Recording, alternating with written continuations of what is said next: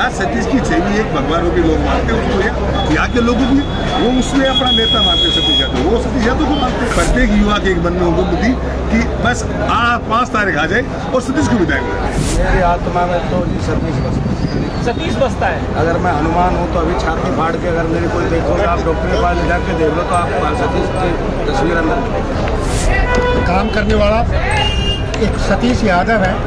आप अभी भी बोलो तो आपका काम करेगा। बाकी कोई पत्थर या शिलान्यास करके अगर इसका श्रेय देना चाहे कि हमने ये किया या वो किया, तो मैं समझता हूँ ठीक नहीं। नमस्कार, आप देख रहे हैं महाखबर, मैं सुधाकर सिंह। देश भर में अरविंद केजरीवाल की ईमानदारी के डंके बज रहे हैं। अरविंद केजरीवाल ने भी कहा कि मैं कट्टर ईमानदार हूँ और इसी पर नैतिकता के आधार पर उन्होंने इस्तीफा दिया और दिल्ली में आतिशी जो है मुख्यमंत्री बनाई गई है। ये तमाम बातें मैं इसलिए कर रहा हूँ कि दिल्ली की सुगबुगाहट अब हरियाणा में भी होनी है, क्योंकि हरियाणा में चुनाव है और अभी कुछ देर पहले दिल्ली के पूर्व मुख्यमंत्री अरविंद केजरीवाल यहाँ लोगों के बीच है। यहाँ हरियाणा में ताकत से आम आदमी पार्टी लड़ रही है। ये आवाज भी आप सुन रहे हो कि चुनावी माहौल है, तमाम लोग अपना प्रचार कर रहे हैं, लेकिन हम वहाँ बैठे हैं जहाँ से आम आदमी पार्टी के प्रत्याशी हैं। ये विधानसभा रेवाड़ी में मैं मौजूद हूँ। समझने की कोशिश करते हैं लोगों से, हमारे बीच में आप देख सकते हैं यहाँ तमाम लोग बैठे हैं और हुक्के पे चर्चा हो रही है। हरियाणा में हम अमूमन जहाँ भी जाते हैं हुक्के पे चर्चा होती है, हुक्के पे चर्चा हो रही है। हम बातचीत करते हैं। सर, आप अपना नाम? मैं सुरेंद्र से मेरा नाम है, घर का लोग हूँ, जिला परिषद में हूँ। मैं सतीश यादव का दोस्त हूँ। मैं यहाँ 5 साल से पहले भी आया था, अभी 5 साल पिछले मैं मिलेगा। लोगों में सतीश के प्रति बहुत जरूर है, लोगों की भावना है। यहाँ मैंने एक बात देखी है पत्रकार को, यहाँ के लोगों में 2 परिवारों का राज रहा है और एक परिवार का लगातार 45-50 साल तक रहा है। इस बात का लोगों के प्रति बहुत बड़ा एक जहर, एक उनके जहन दिमाग में है कि हम अब की बार रेवाड़ी में बदलाव लाएंगे। और वो बदलाव मुझे लगता है कि मैं अपनी एक राजनीति करने के नाते मुझे लगता है कि आने वाला समय शायद रेवाड़ी से मैं तो सतीश यादव को लगभग यहाँ से विदाई। सतीश यादव की ज़्यादा ताकतवर छवि है या अरविंद केजरीवाल की छवि पर चुनाव हुआ है? यहाँ दोनों की है, लेकिन यहाँ रेवाड़ी में तो ज़्यादातर सतीश यादव को लोग बहुत लाइक करते हैं और फिर एक अच्छे ईमानदार आदमी की छवि तो काम आती है। उसके साथ अरविंद केजरीवाल की छवि बहुत बदल सकती है, वो भी एक अच्छे इंसान है। तो मुझे तो सतीश यादव ये यहाँ से कभी होते हैं, मुझे कोई कहने से कोई नहीं लगता। और मैं तो दावे से कहता हूँ कि मैं राजनीति में बड़ा भाग रखता हूँ। मैं जिला परिषद में रहा हूँ, मैं जिला परिषद का सदस्य रहा हूँ, मैं गाँव का सदस्य रहा हूँ। तो मुझे लगता है कि लोगों की जो भावना है वो सतीश के प्रति बहुत अनोखा है। लोगों की दिल से भावना है। मैंने तो कई कोनों में देखी है, वाल्मीकि समाज के लोग उनके उनका साथ दे रही है, यादव समाज उनका साथ दे रही है, खदेरा समाज उनका साथ दे रही है। सबकी बरादरी में कोई ऐसी कोई बात ही नहीं है कि किस बरादरी में उसका कोई विरोध है। लोगों के प्रति उनकी सहानुभूति। एक सवाल का जवाब ये दीजिए, पूरा इलाका यादवों का है, यहाँ से 2 प्रत्याशी चिरंजीव कांग्रेस से, वो भी यादव, सतीश जी ये भी यादव। तो ऐसा तो नहीं होगा कि 2 यादव लड़ जाएंगे? 3 यादव भाजपा से भी यादव है, आम आदमी पार्टी कांग्रेस लड़ जाएगी, क्योंकि लोकसभा में अभी आप साथ लड़ रहे थे, अब यहाँ अलग अलग लड़ने का फैसला किया है। ऐसा तो नहीं होगा कि 2 लोग लड़ जाएंगे और फायदा भाजपा को होगा? बिल्कुल नहीं होगा। या तो कोई भाजपा क्या कांग्रेस का नाम नहीं है। यहाँ सतीश की छवि एक भगवानों के लोग मानते हैं उसको, यहाँ के लोग भी वो उसमें अपना नेता मानते हैं सतीश यादव, वो सतीश यादव को मानते हैं। उनमें तो गवर्नर ने काम किया है, उन्होंने सामाजिक काम में पता नहीं कोई एक्सीडेंट होता है 1 मिनट में आते हैं, कोई साथी उसका बनाता है वो 1 घंटे में वापस हो जाते हैं। बात यह तो लोगों के बीच रहती है। सतीश के प्रति लोगों की इतनी आत्मा है कि वो चाहते हैं कि सतीश यादव से कुछ नहीं। आप इसी विधानसभा से हैं? नहीं, मैं उसका दोस्त हूँ, मैं उसी का दोस्त हूँ, उसके दोस्त के मित्र खाता है वो। मैं तो यहाँ उसकी एक कंपनी देखने के लिए आया था। आप हरियाणा से? हरियाणा से, लेकिन उनके समर्थन में? उनके समर्थन में मेरा दोस्त है। आपके दोस्त? मेरे दोस्त। आज अरविंद केजरीवाल आए थे, कैसी व्यवस्था, कैसा जनसमर्थन, कैसा माहौल था? मैं वहाँ गया था, मैं वहाँ पब्लिक में बैठा था, मैं एक आम कार्यकर्ता की तरह मैंने सब उनके बातों में देखा था, तो मुझे हर युवा में इतना जोश था कि जिसकी मैं कल्पना नहीं कर सकता।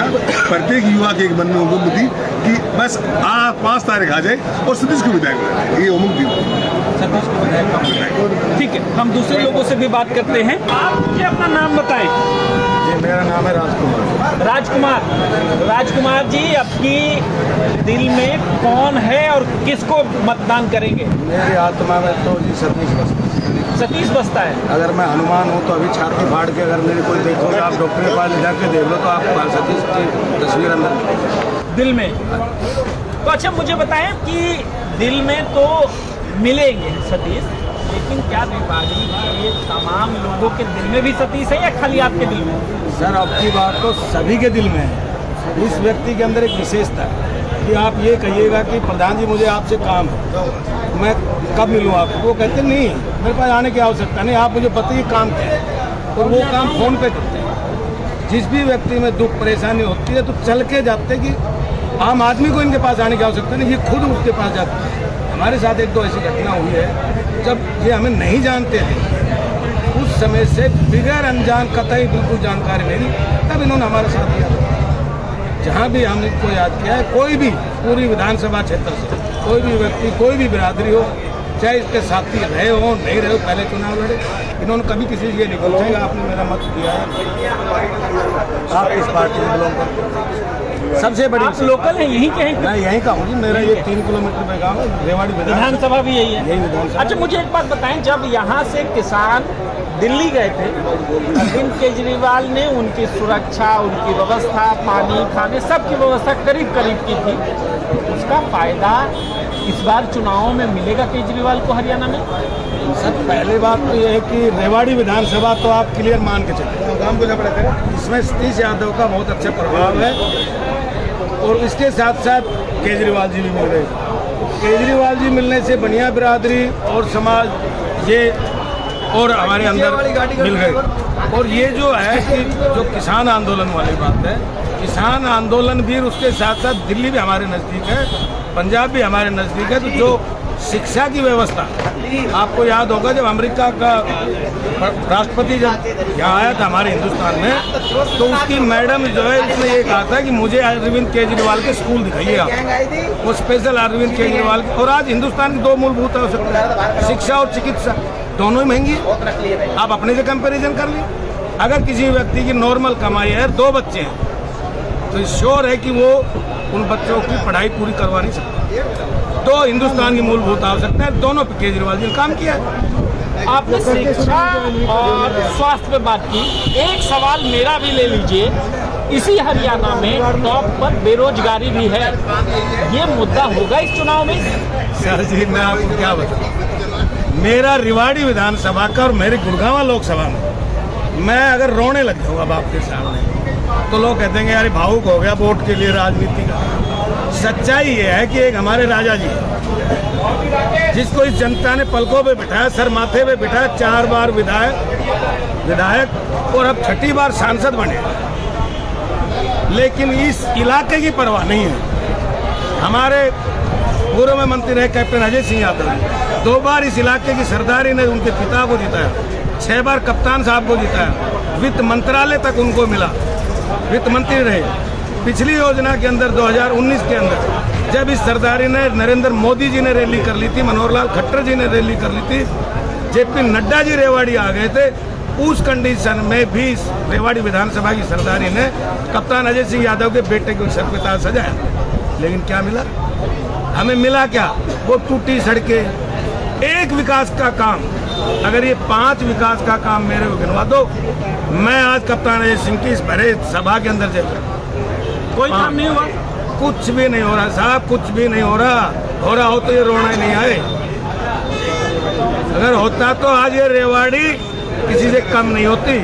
आप चल के देखिए, आप मेरे साथ चलिए, आप दिखाओ आप जी रेवाड़ी की हालात यहाँ का।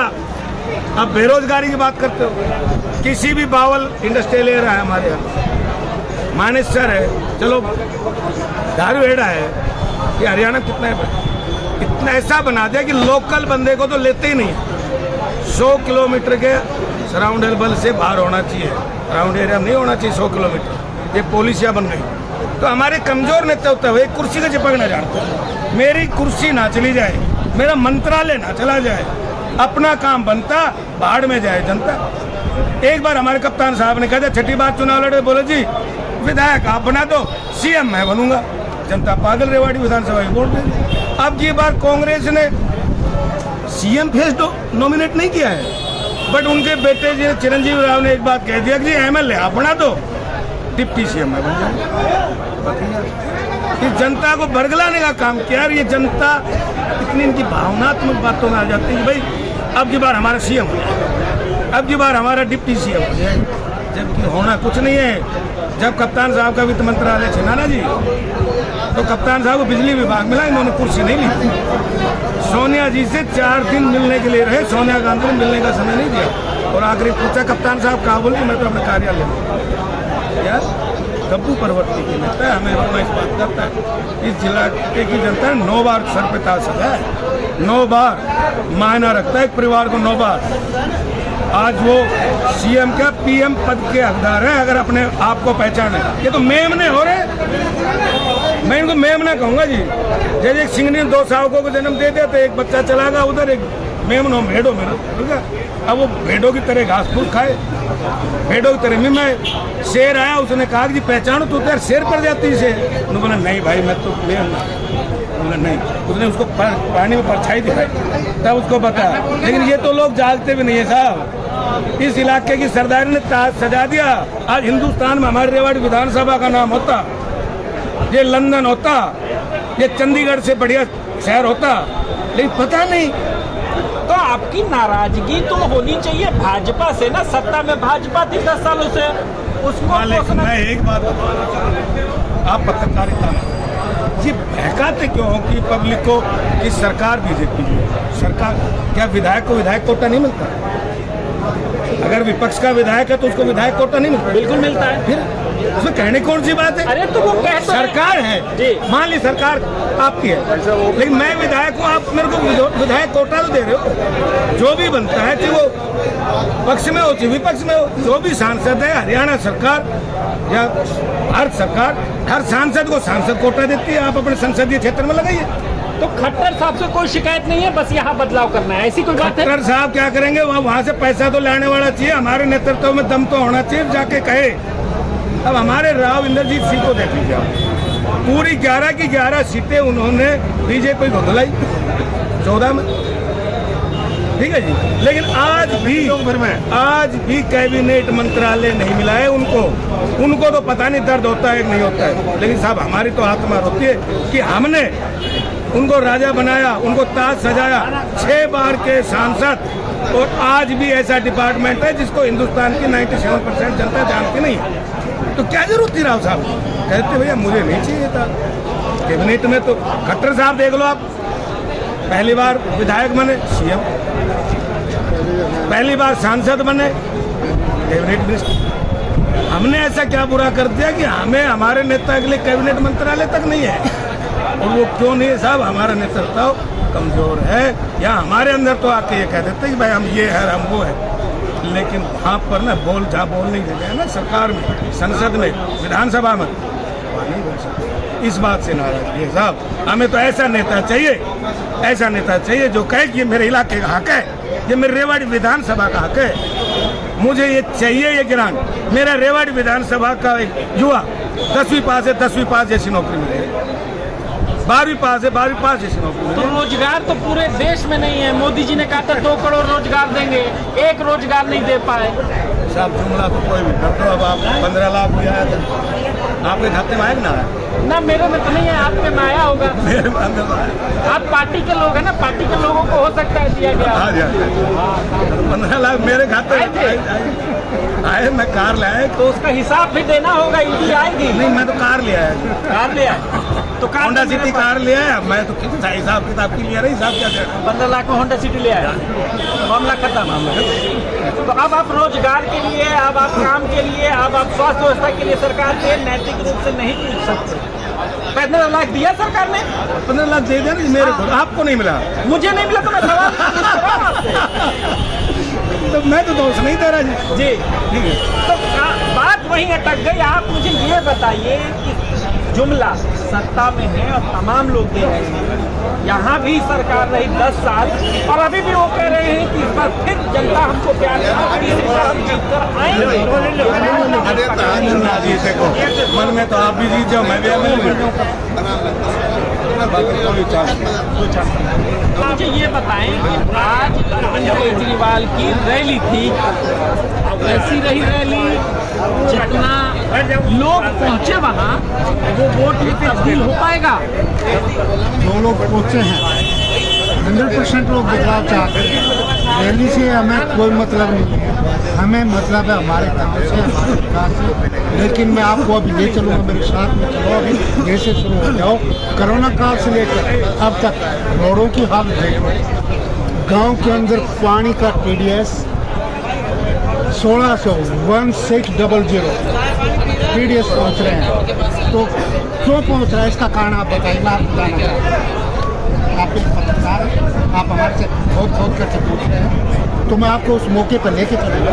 आप देखो और इसका कारण बताओ, ऐसा क्यों है। आपके इंडस्ट्रियल एरिया है, शायद इसलिए ये मुश्किल होगी। इंडस्ट्रियल एरिया तो है ही, आप इतने परेशान, लेकिन उसका भी तो कोई उपाय हो।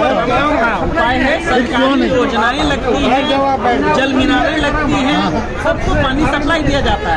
दिया जाता है। तो आपके यहाँ ऐसी कोई योजना नहीं है? ऐसी योजना लोग जो जी रहे हैं, आप चलो मेरे गांव में, मेरे एरिया में यहीं से सब ने अपना RO लगाया हुआ है और उससे चल रहे हैं। पानी का TDS 1600, आप यहीं से शुरू हो जाओ रेवाड़ी से और आप धारवेड़ा की भिवाड़ी तक जाइए, आपको काला पानी नजर आएगा। जो जमीन से निकलता है वो जमीन से निकलता है, वो तो क्या निकलता है, बदली हो जाता है। जमीन से निकले हुआ पानी तो वो तो प्योर निकलेगा, लेकिन उसके अंदर चेक करो क्या मिलता है, क्या निकल रहा है उसके अंदर। देखो काला पानी आपको ग्राउंड में देखने के लिए तालाब के तालाब नजर आएंगे। चलिए मेरे साथ में आप। जी मैं चलूंगा, मुझे लेकिन एक बात बताएं, तो इस बात से आपका कहना है कि आपके विधायक ने कोई काम नहीं किया, क्या कहना चाहते हैं? देखो विधायक तो हमारे, मैं आपको बता रहा हूँ, कोरोना काल से मुझे कोई पार्टी से मतलब नहीं, ना मैं किसी आदमी को बदला हुआ हूँ और ना मैं किसी को एक पार्टी को वोट देता हूँ। निष्पक्ष आदमी हूँ मैं, काम करने वाले आदमी को वोट देता हूँ। तो आपके नज़र में काम करने वाला इस बार कौन आदमी है? काम करने वाला एक सतीश यादव है। आप अभी भी बोलो तो आपका काम करेगा। बाकी जो हमारे ये नेता हैं, इनको सरकार ने इनकी चलती नहीं, मानते नहीं। लोग जाते, किसी का कोई छोटा मोटा, जैसे किसी का कोई बिजली का बिल है, कोई तहसील का काम, जाते आ जाते, किसी का कोई काम। अच्छा मुझे बताएं, एक वक्त हमने देखा था कि हरियाणा जब यहाँ से बोलता था तो केंद्र की सत्ता डोलने लगती थी।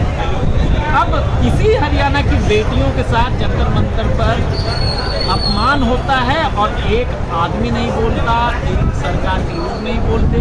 अब आप लोगों को भी लगता है कि आप लोगों का प्रतिनिधित्व कमजोर हुआ है? ये बिल्कुल क्लियर है, सबको मालूम है। क्यों नहीं होता है ये आपको भी मालूम है। उससे पहले किस किस की सरकारें थी, उनको हमारे से ज़्यादा आपको मालूम है। मुझे राजनीति से मतलब नहीं, ना राजनीति आदमी हूँ मैं, वोट डालने वाला आदमी है मैं, काम करने वाले आदमी को वोट देता हूँ, उसी के साथ में रहता हूँ। उसके बाद हमारा कोई संपर्क नहीं है, ना किसी से हमारा अभी तक कोई काम हुआ है। और हम तो ये चाहें कि भगवान हमारा किसी से काम ना पड़े। आप किसान हैं ना? मैं किसान। किसान के मुद्दों पर किसके साथ हैं? किसान के मुद्दों पर मैं किसी के साथ नहीं, काम करने वाले आदमी के साथ हूँ। आप मेरे से खोद करके क्यों पूछ रहे हैं? मैं, आप नाराज नहीं? नाराज नहीं हो रहा, मैं क्लियर बात बता रहा हूँ। मैं इसलिए पूछ रहा किसान हो तो कि भाई मैं इनकी मदद करूँगा, इनसे कहूँगा। मैं इसलिए पूछ रहा हूँ। आप सुनिए मेरी बात, जाइए, मैंने खुद देखा है किसानों की हालत ऑन ग्राउंड। अभी जाइए अनाज मंडी के अंदर, 2 लाइन इतनी लंबी लगी हुई, यहाँ से बस स्टैंड तक की खाद खरीदने के लिए लाइन लगी हुई है। मैंने दूर से देखा, किसी से बात नहीं की। ये हालत है जमींदारों की, बहुत मुश्किल है। ये इस चीज़ के बारे में मुझे पता नहीं, किसी को मिला नहीं मिला। लेकिन मैंने पूछा भाई क्या इतनी लंबी लाइन किस चीज़ की लगी, ये मुझे मालूम था खाद की सरकारी दुकान है। अच्छा मुझे ये बताइए, क्या खाद महंगे भी हुए हैं? देखो महंगाई तो मुझे खरीदा भी नहीं है, और महंगा तो हर चीज़ होनी है। जब सारी चीज़ होगी तो खाद भी महंगा होगा, और खाद की कटौती भी हुई है। जब 50 किलो का कट्टा आता था, अभी 45 का कर दिया है, रेट बढ़ा दिए होंगे। ठीक है, हम और दूसरे लोगों से भी बात करते हैं। इधर जी मेरा सवाल ये है कि केंद्र में और राज्य में सरकार भाजपा की है। भाजपा लगातार कह रही थी कि डबल इंजन की सरकार हम विकास करेंगे। विकास का काम हुआ भी है क्या? देखिए सच्चाई तो है कि कोई विशेष काम हुआ, कोई पत्थर या शिलान्यास करके अगर इसका श्रेय लेना चाहे कि हमने ये किया या वो किया, तो मैं समझता हूँ ठीक नहीं। क्योंकि कार्य करने के लिए ये कि जो आज से 20 साल पहले या 25 साल पहले जो चीज़ें प्लान में ली गई थी, जिनका शिलान्यास रखा गया था, तो वो धरातल पे नहीं। आप इस बात को देखिए कि कांग्रेस हो या बीजेपी, ये सभी एक दूसरे का विरोध करने वाली पार्टी है। अगर कोई प्रोजेक्ट कांग्रेस लेके आई और वो सत्ता से चली गई तो बीजेपी उस प्रोजेक्ट को पूरा नहीं करती। अगर बीजेपी किसी चीज़ का लाई शिलान्यास करके चली गई प्रोजेक्ट को, तो कांग्रेस को पूरा नहीं करती। नुकसान किसका? आम जनता का, आम पब्लिक का। तो दोनों ही पार्टियां ऐसी हैं जिन्होंने शिलान्यास किया अपने टाइम में और काम बाधित रह गए, सिर्फ और काम पूरा नहीं हुआ। तो इससे रेवाड़ी शहर के लोग बहुत पीड़ित हैं। आज अपने देश को आज़ाद हुए इतना टाइम हो चुका है, लेकिन आप देखेंगे कि आम नागरिक को क्या चाहिए, वही मूलभूत सुविधाएं नहीं। ऐसा नहीं है कि हमारे पास रेवेन्यू नहीं है, रेवाड़ी शहर में बहुत रेवेन्यू आता है, बहुत पैसा आता है, लेकिन नगर पालिका में अगर बात करें इतना भ्रष्टाचार है, उसमें से पैसा ही नहीं लगता। ऐसा नहीं है कि लोग अनपढ़ है या गुरुकुल है, सब समझते हैं लोग। लोगों के पास कोई ऑप्शन निकल के आ रहा है, सिलेक्ट करना चाहेंगे, उसको चूज करेंगे। यहाँ के विधायक या यहाँ की बात करें आपके MP, आज उनको डोर टू डोर जा रहे हैं, कैंपेनिंग कर रहे हैं, वोट मांग रहे हैं, लेकिन हकीकत में अगर हम किसी एक विधायक को ये बोल रहे हैं कि मैं फॉर एग्जाम्पल किसी गांव का बोल दूँ कि जी मैं उस गांव में हूँ और ये मेरे गांव का एक लैंडमार्क है, तो वो बिना GPS की सहायता के पहुँच ही नहीं सकता। जबकि वो स्टेज पर खड़ा होकर कहता है इस गांव में मेरा बोर्ड लगा हुआ है, या तो मेरा ननियाल था, या तो मेरी बुआ जी रहती है। अरे भाई, जब तुम्हारे चुनाव आते हैं तो वह बुआ भी याद आती है आप लोगों को, ननियाल भी नजर आता है, बिना GPS के आप नहीं सकते। तो ये मैं एक बात कहता हूँ, ये लोग सिर्फ दिखावटी काम करते हैं, कार्य करने में इनका कोई विश्वास नहीं है। आम पब्लिक को आके ठगने का काम करते हैं। चुनाव जब आता है तो ये लोग इस तरीके से व्यवहार करते हैं कि भाई साहब आप लोगों से बड़ा कुछ नहीं है, ठीक है। वो पैसे से भी उसको मारने की कोशिश करेंगे, वो किसी को अपनी पावर या सत्ता के द्वारा उसको दबाने की कोशिश करते हैं। और पब्लिक क्या है, क्योंकि पब्लिक के पास कोई रास्ता नहीं था। इस बार मुझे एक बात का जवाब दें। आपने मूलभूत सुविधाओं की बात की, तो हरियाणा में शिक्षा, स्वास्थ्य, सड़क, ये मूलभूत सुविधाएं हैं, इसके क्या हालात हैं? मैंने आपको सबसे पहले बोला, हरियाणा में बहुत से शहरों में, बहुत से डिस्ट्रिक्ट में काम जो नेशनल प्रोजेक्ट थे, जो नेशनल हाईवे थे, उन पे काम हुआ है, ठीक है। उनसे हमें कोई गुरेज ब्रेज नहीं है कहने में, लेकिन बात आती कि एक पर्टिकुलर हम बैठे हैं हमारे शहर में, रेवाड़ी डिस्ट्रिक्ट, दक्षिण हरियाणा, यहाँ कोई डेवलपमेंट नहीं, कोई विशेष नहीं, लेकिन जो रोड थे, अगर आपने उसी रोडों का थोड़ा विस्तार किया तो वो कोई नया, आपने कुछ नया चीज़ इम्प्लीमेंट नहीं की।